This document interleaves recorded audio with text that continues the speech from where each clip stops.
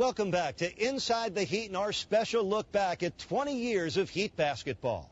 The 1990-91 team did not enjoy great success in terms of winning games, but the Heat players stuck together and improved with a blue-collar philosophy. New additions were on the horizon, and some exciting basketball was still on the way. The 1991 season began with the resignation of head coach Ron Ronштейna and the hiring of former Atlanta Hawks assistant Kevin Logeri. In the 91 draft, the team selected the multi-talented point guard from Michigan State University, Steve Smith. I have a great feeling going to Miami. I like the players because a lot of them from Michigan.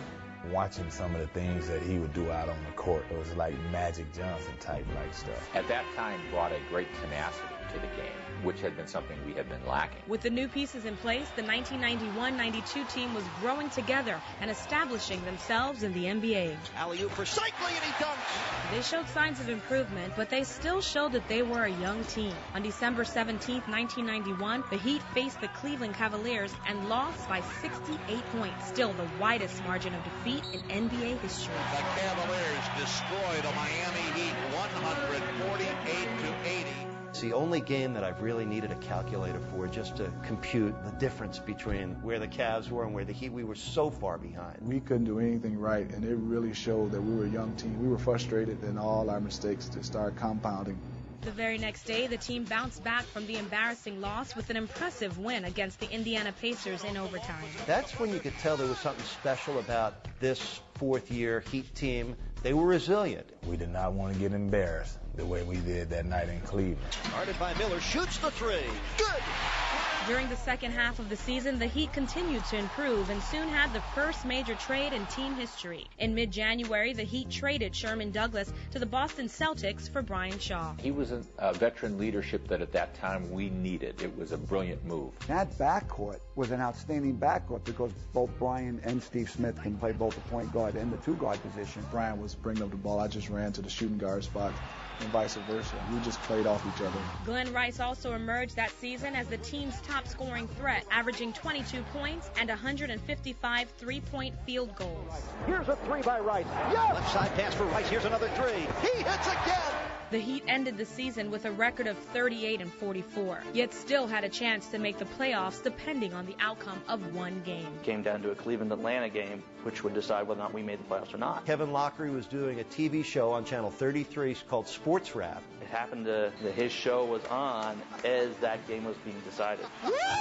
With Cleveland beating Atlanta, the Heat entered the playoffs for the first time in franchise history as an 8th seed against the Chicago Bulls. We've never been to the playoffs, and we don't know what to expect or even how to react. We just know it's a great feeling to be going for the first time. We were thrilled for ourselves, thrilled for the coaches, and mostly thrilled for the city because they had gone through so many growing pains with us as players. We have to face what was then the start of a dynasty, one of the greatest basketball dynasties and one of the greatest players in the history, if not the greatest player, Michael Jordan. The Heat played games 1 and 2 in Chicago, yet were unable to get a win. They headed home to Miami with hopes of getting their first ever playoff win in Game 3. The whole city kind of recognized that this was the first playoff game in NBA history for Miami, and I think kind of galvanized the whole community. I got to be honest with you, it's a feeling I will never forget. I walked into the building that night, and even hours before the game, I felt electricity. The building's going to blow off. That's how loud it was and how excited the fans were. We brought out the clackers, which I think we were one of the first teams ever bring these clackers for the playoffs. The vibe in that building, your heart was beating faster. And that building was so loud, my ears might still be ringing. Ryan Shaw, the lob, the jam! The Heat was on fire and surprised the Bulls by holding them to a 33-19 lead in the first quarter and holding Michael Jordan to only 2 points. We got out to a great start. I mean, everything we threw up seemed to go in, and everybody was excited. That was probably the scariest moment of my career because I'm thinking, oh my God, we are just destroying them. I mean, what is going on?